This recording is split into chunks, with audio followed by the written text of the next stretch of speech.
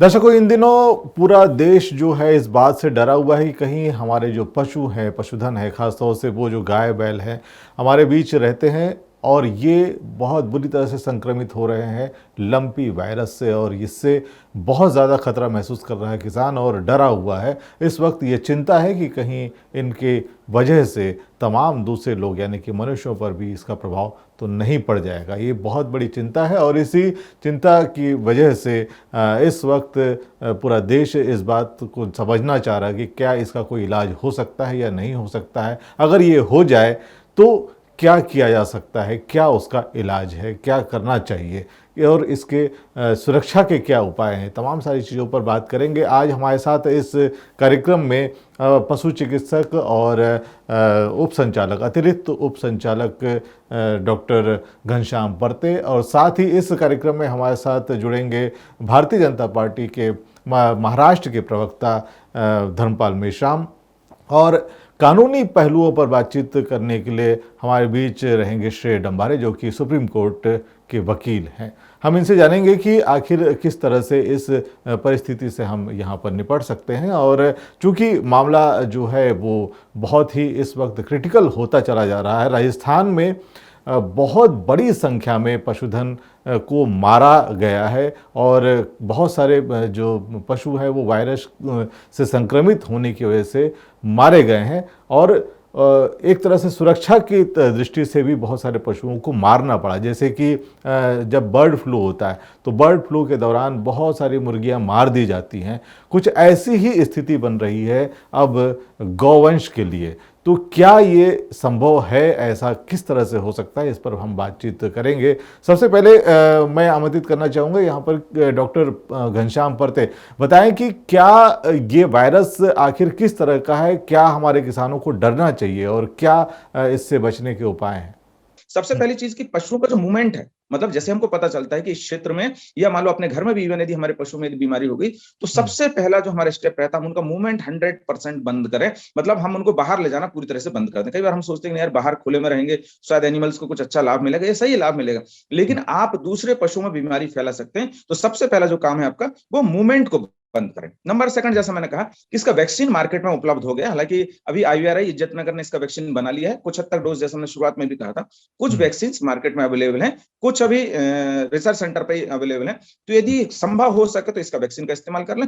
दूसरी महत्वपूर्ण चीज ये है कि कैप्री वायरस का जो वैक्सीन जो हम गोट पॉक्स में हम लोग इस्तेमाल करते हैं, सेम की सेम वैक्सीन भी इसमें इफेक्टिव आ रहा है जो लंपी वायरस डिसीज में। तो जहां कैप्री इसका लंपी वायरस डिसीज का वैक्सीन यदि उपलब्ध नहीं है तो आप यदि आपके पास गोट पॉक्स वैक्सीन है तो आप उसका भी इस्तेमाल कर सकते हैं। उससे भी प्रिकॉशंस, उससे भी इस बीमारी की रक्षा आप अपने पशुओं का कर सकते हैं। तीसरा महत्वपूर्ण एक मामला है, यदि आप देखते हैं कि ऐसे पशु यदि बीमार होकर लंपी वायरस स्किन से यदि प्रभावित होकर यदि ज्यादा ग्रसित हो गए हैं, यदि उनकी डेथ हो रही है, महत्वपूर्ण चीज ये है कि सबसे पहले मैंने कहा कि आइसोलेट आप कर दें। दूसरी, इनकेस यदि डेथ हो जाती है, आपकी पूरी प्रिकॉशंस के बाद, पूरी सुरक्षा के बाद, पूरी एहतियात के बाद, पूरे दवाई दारू के बाद यदि आपके उसका पशुओं की डेथ हो जाती है, उसका जो मैं कहता हूं कि आप उसको डिस्पोजल जो है, डिस्पोजल बहुत प्रॉपर करना जरूरी है। आप उसमें एक गड्ढा खोदें, लगभग 6 बाई 6 फीट का आप गड्ढा खोदें, उसमें लाइम आप डालें, चूना का पाउडर आप उसमें डालें, उसमें नमक डालें, उसके बाद पशु डालें, उसके ऊपर से फिर से आप लाइम का लेयर यदि आप उसमें डालते हैं तो वायरस के इन्फेक्शन या कहें स्प्रेड की संभावना काफी हद तक कम हो जाती है। एक बहुत अच्छा कर सकते हैं। तो क्या ये जो वायरस है ये सीधे संक्रमित हो जाता है, और अगर इससे संक्रमित हो जाए पशु तो क्या इसका इलाज है, इसका इलाज क्या किया जा सकता है। वायरस का एज सच कोई ट्रीटमेंट नहीं है। हम जो ट्रीटमेंट देते हैं या चिकित्सक जो भी ट्रीटमेंट देते हैं वो सेकेंडरी बैक्टीरियल कॉम्प्लिकेशंस के लिए या दूसरे जो उसके ऑर्गन्स में इन्फेक्शन आ रहा है उसको चेक करने के लिए हम लोग ट्रीटमेंट देते हैं। जैसा अभी आपने देखा कोरोना वायरस का कोई इन्फेक्शन नहीं, लेकिन सेकेंडरी इन्फेक्शन से सेकेंडरी कॉम्प्लिकेशन जो बॉडी में आ रहे हैं उसके लिए हम लोग ट्रीटमेंट देते हैं। इसी तरह से लंपी वायरस का भी कोई ट्रीटमेंट नहीं है। इनकेस यदि स्प्रेडिंग ज्यादा हो रही है, ज्यादा फैलाव यदि हो रहा है, तो एक बहुत अच्छी एडवाइस डॉक्टर्स के द्वारा, एक्सपर्ट्स के द्वारा ये दी जाती है कि आप ऐसे पशुओं का स्लॉटर करें। इट मींस कि आप ले जाके आप उनको जो कि मर्सी किलिंग आप उसमें कर सकते हैं। यदि ज्यादा इन्फेक्शन यदि लगातार फैल रहा है, ज्यादा जी। बेहतर ये हो सकता है जी। और दूसरी महत्वपूर्ण चीज डिस्पोजल की मैंने आपको कहा था। तीसरी एक चीज और अंतिम चीज मैं आपको बता देना चाहूंगा इस मामले में, क्योंकि 4 स्टेप्स हमको फॉलो करना रहता है। मैनेजमेंट बहुत ज्यादा जरूरी है। जब मैनेजमेंट के एस्पेक्ट की हम बात करते हैं, उसमें सबसे पहली चीज बात आती है सैनिटेशन जो और हाइजीन जो हम अपने शेड में रखने की जरूरत है। साफ सफाई रखें ताकि वेक्टर्स जो है या मक्खी है मच्छर हो पनपना पाए, नंबर 1। और नंबर 2 महत्वपूर्ण बात आती है इसमें फीडिंग की। क्या आप उसको एडलिप फीडिंग या बैलेंस डाइट आप अपने पशुओं को दे रहे हैं? यदि आप अपने पशुओं को बैलेंस डाइट देते हैं तो छोटे मोटे वायरस, छोटे मोटे बैक्टीरिया, छोटे मोटे ऐसे डिसीज से अपने पशु आराम से निपट सकते हैं, क्योंकि उनका इम्यून सिस्टम बहुत अच्छा रहता है। तो ये 4 स्टेप्स हैं। मैं फिर से आपको रिपीट कर देना चाहूंगा। मूवमेंट आपको रेस्ट्रिक्ट करना है यदि पशु यदि बीमार हो जाता तो। दूसरा, वैक्सीनेशन का आप यूज कीजिएगा। और तीसरी चीज है स्लॉटर। यदि मान लो बीमारी ज्यादा फैल रही है और ज्यादा पशु यदि उसमें इन्फेक्टेड हो गए तो स्लॉटर आप कर सकते हैं, मर्सी किलिंग आप ऐसे पशुओं का कर सकते हैं। और चौथी चीज मैंने कहा आपको मैनेजमेंट पॉइंट ऑफ व्यू से, एक तो आपको सैनिटेशन और हाइजीन पर ध्यान रखना है, और उसके साथ साथ आपको प्रॉपर नरिशमेंट मतलब बैलेंस डाइट का आपके पशुओं को ध्यान देना है। हरा चारा आप खिलाएं, आप उनको मिनरल मिक्सचर्स दें, विटामिन की टेबलेट्स आप दें, और आप उनको स्ट्रेस में कम से कम रखें। बहुत ज्यादा एक्सट्रीम कोल्ड नहीं होना चाहिए, एक्सट्रीम उसमें हॉट नहीं रहना चाहिए, बहुत ज्यादा गर्मी नहीं लगना चाहिए। यदि आप पशुओं का ध्यान रखते तो निस्संदेह ऐसे पशुओं से बीमारी दूसरे पशुओं होने की संभावना कम रहेगी। और यदि आप अपने पशुओं को ठीक ठाक रखते हैं, अच्छा खान पान भी रखते हैं, उन पशुओं को भी बीमारी होने की संभावना कम से कम रहेगी। महाराष्ट्र के प्रवक्ता हैं बीजेपी के धर्मपाल मेश्राम जी हमारे साथ में हैं, और हम इनसे जानेंगे कि मेश्राम जी, लंपी वायरस से बहुत सारी गायें परेशान है, गाय के नाम पे बहुत बड़ा वोट मिल चुका है आपको। कब सेवा करने कब जा रहे हैं राजस्थान में? राजस्थान वाले सरकार अगर कम पड़ती है, बुला लेती तो निश्चित रूप से हम लोग सेवा करने के लिए जाएंगे, इसमें क्या दिक्कत है।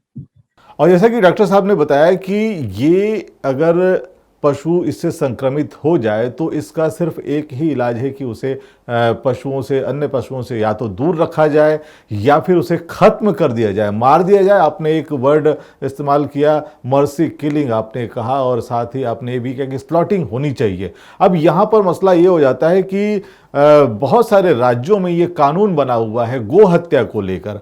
क्या इसमें गो हत्या कहीं पर मामला बन सकता है? क्योंकि बहुत बड़ा ये धार्मिक मुद्दा भी बन जाता है, खासतौर से बीजेपी के लिए ये बड़ा मुद्दा है।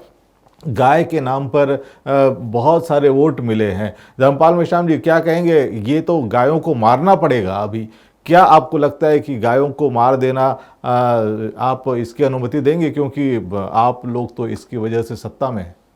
सुधीर जी, अब इसकी जानकारी लेने की भी हमें जरूरत पड़ गई है जी, कि लंपी का प्रसार का डेप्थ कितना है, लंपी नाम की बीमारी क्या है, और गोवंश में या अन्य पशुओं में उसका प्रभाव और परिणाम के रूप में आ रहे हैं, और उससे नुकसान क्या होगा, सब चीजों पर जानकारी लेना, इन सब चीजों पर पढ़ाई करना, अभ्यास करना और रिसर्च करना, मैं समझता हूं आज के तारीख में इन सब चीजों की जरूरत है।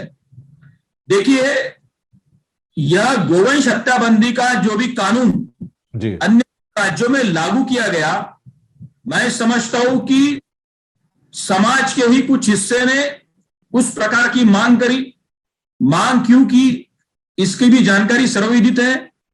जिस प्रकार का रवैया गोवंश के साथ में बर्बरता, क्रूरता अपनाई जा रही थी, गोवंश को पूरी तरीके से नेस्त नाबूद किया जा रहा था, ऐसे हालातों में इस प्रकार का निर्णय लिया गया है जी।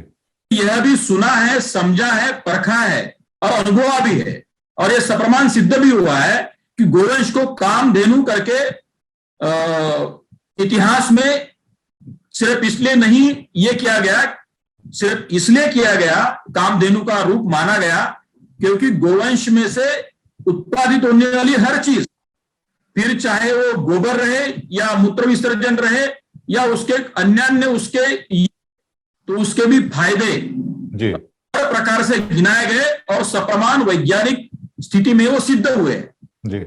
जिस प्रकार से अरब देशों में और इस देश के भी कुछ आबादी वाले अन्य हिस्सों में गोवंश के साथ में उसका मांस प्राशन करना, खाना, यह सब चीजें चलती रही है, और इसलिए इस प्रकार का निर्णय लिया गया। मैं समझता हूं आज भी यह लंपी का जो प्रसार है और नाम की बीमारी है, मैं फिर आपको आपके माध्यम से बताना चाहता हूं कि इसकी वास्तविकता क्या है, इसको भी समझने की जरूरत आ पड़ी है। इसलिए मैं समझता हूं कि आज इस बीमारी के बारे में, उसके डेप्थ के बारे में, उसके परिणाम के बारे में, उसकी ग्रेविटी के बारे में, इसके बारे में भी सिर्फ पढ़ाई नहीं अपितु उसका रिसर्च करने की भी जरूरत है। तो जो जरूरत है वो सब चीजें करने के बाद ही जो जरूरत, जिन चीजों की जब जब जरूरत रहेगी उस प्रकार के निर्णय निश्चित रूप से सरकार के तरफ से लिए जाएंगे। इसी संदर्भ में मैं आपको अभी करना चाहता हूं। Okay, thank you sir. श्रेय, आप बताएं कि क्या कानून क्या कह रहा है, कानून में क्या प्रावधान है, किस तरह से इसको लेता है कानून, क्या अनुमति देता है, क्या इसके प्रावधान हो सकते हैं? अब समझ लो, यह जो उत्तर प्रदेश का काऊ प्रिवेंशन एक्ट है या फिर कर्नाटका का काऊ प्रिवेंशन एक्ट है। अब कर्नाटका का जो काऊ प्रिवेंशन एक्ट है वह थोड़ा सा ज़्यादा स्ट्रिक्ट है, वह अलाउ नहीं करता है। बट जैसे यूपी का अगर हम देखें तो यूपी के काऊ प्रिवेंशन एक्ट में कुछ ऐसा है कि जो कोई अत्यादेश है या फिर कोई लॉ है जिसकी वजह से ज़रूरत पड़ रही है कि आप उस गाय को मारने की, या किसी गाय को या फिर किसी बैल को या फिर किसी पशु को मारने की ज़रूरत पड़ रही है, तो उस चीज़ पर वह क्राइम अप्लाई होता नहीं है। अब इसी चीज़ को समझते हुए अगर हम सामने बढ़ते हैं तो बाकी और भी स्टेट्स है वहाँ पे, जैसे आसाम और तेलंगाना, यहाँ उड़ीसा, यहाँ पर भी यह गौ रक्षा के कानून कायदे है। अब ऐसी सिचुएशन में बड़ा डिफ़िकल्टी हो जाती है, लोगों में भी बड़ा असमंजस है कि क्या उनको ऐसे सिचुएशन में किसी गाय को यह इन्फेक्शन ना बढ़े, क्योंकि यह संक्रमित है। 2-3 गाय अगर आसपास रहेगी तो एक गाय दूसरी गाय को पकड़ लेती है।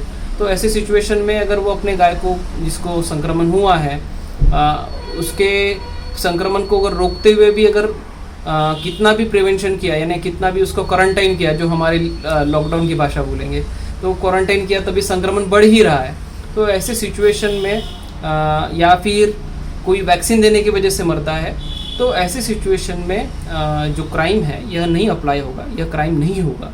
रीज़न, क्योंकि ज़रूरत की वजह से उसको अगर हम दवाई दे रहे हैं और दवाई देते देते अगर डेथ हुई, यह क्राइम में नहीं आता है, पहली बात। दूसरी बात कि अगर हम प्रिवेंशन कर रहे हैं कि 100 गाय को बचाना है एक गाय से, तो मुझे नहीं लगता कि यह क्राइम होना चाहिए। अगर लॉ में कोई डिफ़िकल्टीज़ है तो ऐसी सिचुएशन में जो वो राज्य सरकार है या फिर उस ज़िले के जो कोई कलेक्टर्स है, उन्होंने अत्यादेश निकाल कर ऐसे सिचुएशन में जो कोई भी गाय, बैल या पशु है उनको मारने की इजाज़त अगर वो देते हैं तो यह मेरे हिसाब से बेहतर रहेगा। और वह अपने बात बोल सकते हैं, जो कोई भी पशु है, पशु मालक है या फिर जो कोई भी किसान है, वह अपने कारण बताए कि क्यों वह उस पशु को, उस गाय को, उस बैल को जिसको लंपी डिसीज़ हुआ है उसको मारना चाहता है। और अगर ऐसा मुझे लगता है कि अगर वह कारण थोड़ा रीज़नेबल है, वो जो समझने लायक है, तो ऐसी सिचुएशन में उसको यह एक्ट या फिर यह कानून कायदे के अंतर्गत उसको प्रोसिक्यूट या फिर हम उसको उसके ऊपर केस नहीं चलाना चाहिए। यह मेरी राय रहेगी उसके ऊपर। और हालांकि मेरे हिसाब से यह कानून के इसमें यह क्राइम नहीं है, यह क्राइम होना भी नहीं चाहिए, क्योंकि यहाँ जो ज़रूरत है उसको हमने को मद्देनज़र रखनी है। और हम अगर जैसे अगर हम प्रिवेंशन कर रहे हैं, किसी रोग की रोकथाम कर रहे हैं, उस चीज़ के मेडिसिन में या फिर उस चीज़ के वैक्सीनेशन में किसी की डेथ होती है तो वह क्राइम नहीं माना जाता है। क्या जो पशु संक्रमित हो गए हैं, अगर ये बीमारी हो जाए तो टीका लगाया जा सकता है? बहुत सारे लोग अभी ये समझ रहे हैं कि जो अगर टीका लगा दिया, क्योंकि अगर किसान डर जाता है और अगर उसको पशुओं को इस प्रकार की बीमारी हो जाए तो उसको लगता है जाके तुरंत टीका लगवा ले। या ऐसा भी हो सकता है कि गाँव में बहुत सारे पशु हैं, उसमें से संक्रमित हुए हैं, लक्षण नहीं नजर आए हैं, और अगर टीका लगा दिया जाए तो क्या होगा?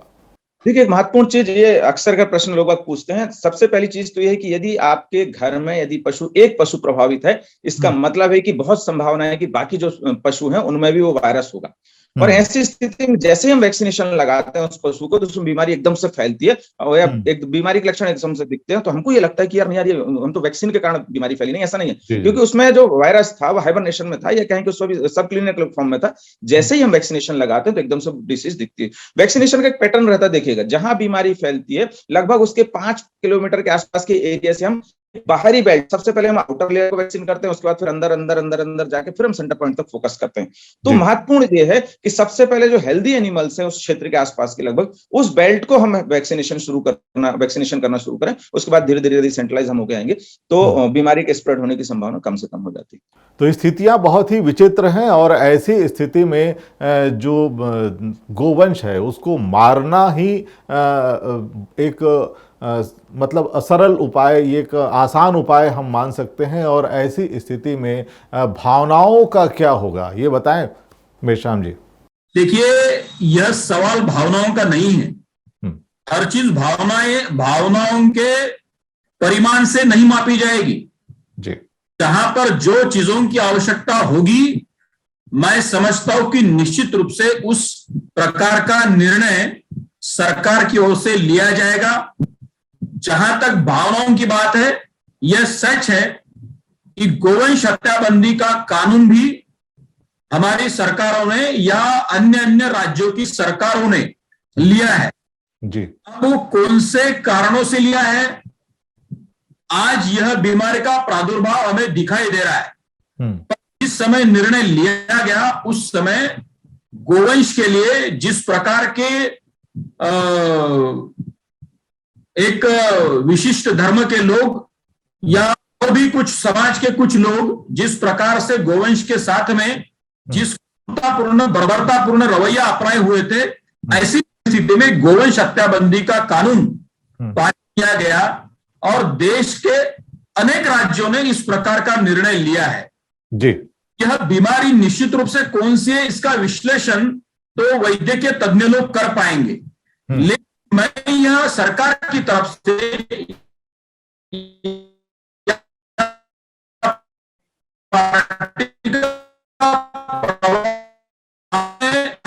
हूं कि जिन जिन प्रकार के निर्णय पॉपुलेशन के हित में या फिर आप कह सकते हैं गोवंश के हित में लेने जरूरी है, इस प्रकार के निर्णय यह सरकार की तरफ से निश्चित रूप से लिए जाएंगे। तो ऐसे में अगर ये स्थिति आती है कि तमाम पशुओं की वजह से बहुत सारे लोग ये डर जा रहे हैं, परेशान हो रहे हैं कि कहीं ये बीमारी इंसानों पर तो नहीं असर करेगी, क्योंकि गौवंश एक ऐसा पशु है, यानी कि गाय एक ऐसा पशु है जिसका दूध इंसान सबसे ज़्यादा पीता है और भैंसों पर भी अब ये बीमारी नज़र आने लगी है। तो क्या इससे इंसानों को भी किसी प्रकार की कोई दिक्कत है? मेश्राम साहब, फिर ये महत्वपूर्ण प्रश्न आपने पूछ लिया कि जैसे शुरुआत में एक चर्चा इसमें हुई थी कि क्या ये बीमारी जूनोटिक है, मतलब क्या पशुओं से आदमी में फैल सकती है। तो मैंने शुरुआत में भी कहा था आपको नहीं, तो निस्संदेह चूंकि ट्रांसमिशन नहीं है, जूनोटिक नहीं है, तो दूध पीने से कोई नुकसान नहीं होगा। लेकिन हाँ, मैं प्रिकॉशनरी तौर सारे किसान साथियों को, या जो मिल्क कंज्यूमर्स उनको मैं एडवाइस दूंगा कि दूध लें, कच्चा कोशिश करें कि उबाल के ही पिएं। इनकेस भी कोई बैक्टीरिया, कोई वायरस, दूसरा फंगस, दूसरा कोई माइक्रोब्स भी होगा तो वो जो दूध होगा पूरी तरह से सुरक्षित हो जाएगा, क्योंकि हो सकता है लंपी वायरस डिसीज ना हो, लेकिन दूसरा इन्फेक्शन या दूसरा बैक्टीरिया वायरस उसमें हो सकता है। इसलिए कोशिश करें कि दूध को आप पका के ही, उबाल के ही आप उसमें पिए। और एक और चीज, इसमें ट्रांसमिशन बच्चों में हो सकता है, यदि जो क्या कहते हैं, जो पशुओं के बछड़े हैं या बच्चियां हैं, यदि वो पीते हैं एनिमल्स को के दूध को, तो उसमें होने की संभावना काफी हद तक। और ये अन्य पशुओं को भी संक्रमित कर सकता है, जैसे कि बकरी या तमाम दूसरे पशु हैं, ऊंट है, बहुत सारे लोग हमारे अलग अलग प्रकार के घोड़े जो है अपने घरों में पालते हैं। देखिए मिश्रा साहब, बेसिकली तो ये है कि ये वायरस एक, जैसे कि कैप्री वायरस स्पीसीज इसकी, जैसे मैंने आपको कहा, है तो बेसिकली बकरियों का, लेकिन बकरियों में उतना ज्यादा प्रभावित नहीं करते। इसके दूसरे स्ट्रेन जो है वो बकरियों को प्रभावित करते हैं, बकरियों में दूसरी बीमारी कॉज करते हैं। लेकिन चूंकि ये इसका एक जो स्ट्रेन है वो गायों को ज्यादा प्रभावित कर रहा है। भैंसों में बहुत कम, इक्का दुक्का ही कहीं कहीं केसेस देखने को मिल रहे हैं, बकरियों में इसका कोई प्रभाव देखने को नहीं मिल रहा है। और अच्छी बात यह है, सबसे महत्वपूर्ण चीज यह है कि जूनोटिक नहीं है ये, मतलब कि एनिमल से ह्यूमंस में ट्रांसमिट होने की संभावना बहुत कम है। तो आज ये देश इस लंपी वायरस से बहुत बुरी तरह से गुजर रहा है और ऐसी स्थिति में ये बहुत ज़रूरी है कि हम एहतियातन तमाम उपाय तो करें ही, लेकिन अगर ऐसी स्थिति आ जाती है कि पशु उससे संक्रमित हो गए हैं तो बिल्कुल भी भावनाओं में बहकर या डर कर या धार्मिक दृष्टिकोण अपनाते हुए वो पशुओं को मारने से न डरे, क्योंकि ऐसी स्थिति में तमाम दूसरे जो पशु हैं उनको खतरा पैदा हो सकता है। अगर ज़रूरत पड़े तो उन्हें ख़त्म किया जाना चाहिए और ये उनके लिए भी बेहतर है। वो बीमारियों से तो आखिर मरने ही वाले हैं, क्योंकि डॉक्टर साहब ने ये बता ही दिया है कि इसका कोई इलाज नहीं है। इलाज नहीं होने की वजह से या तो आप शुरुआत में होने से पहले टीका लगवा लें या फिर अगर हो गया है तो उसे ख़त्म कर दें या अलग कर दें, यही एक उसका एकमात्र तरीका है। तो ऐसी स्थिति में ये मर्सी किलिंग या फिर जो स्लॉटिंग है वो संभव हो सकती है। और ये एक अजीब सी स्थिति बनी है देश में कि गायों को, जो बहुत सारे ऐसी गाय हैं जो बीमार हो जाती है या फिर बुज़ुर्ग हो जाती हैं, ज़्यादा उम्र की हो जाती है या दूध नहीं देने की स्थितियाँ में आती है, तो ऐसे पशुओं को छोड़ दिया जाता है गांव में। वो फिर वो लोगों के खेतों में घुस जाती हैं, वहाँ के फसल चौपट हो जाती है या फिर सड़कों पर आ जाती है, जिसकी वजह से बहुत सारी दुर्घटनाएं होती है। अभी हाल ही में बहुत सारी गायों को सड़कों पर हम देख रहे हैं कि वो मरी पड़ी हैं और उनकी वजह से एक बड़ी दुर्घटना भी हो जाती है। ऐसी स्थिति में जो गायें अब काम की नहीं रह गई हैं, इनको पहले स्लॉटिंग हाउस भेज दिया जाता था और बहुत सारे कंपनियां हैं जो यहाँ पर काम कर रही बीफ को लेकर, वहाँ पे ये जाती थी और उसके बाद उनका वो इस्तेमाल हो जाता था। लेकिन अब ये स्थिति नहीं है। हालांकि अब ये पशुधन बहुत बड़ी संख्या में गाँव में फैल गया है, जिसकी वजह से तमाम दुर्घटनाएं भी हो रही हैं, क्योंकि इतनी बड़ी संख्या में ना तो कोई पशुशाला है और ना ही कोई इस प्रकार की व्यवस्थाएं राज्य सरकार कर पा रही है। तो ऐसी स्थिति में ये कानून जो बनाया गया है बहुत सारे राज्यों द्वारा गौ हत्या को लेकर, इसकी प्रासंगिकता या इसकी जो उपयोगिता है, इसके ऊपर भी प्रश्न चिन्ह जरूर खड़ा होता है। बहुत बहुत धन्यवाद।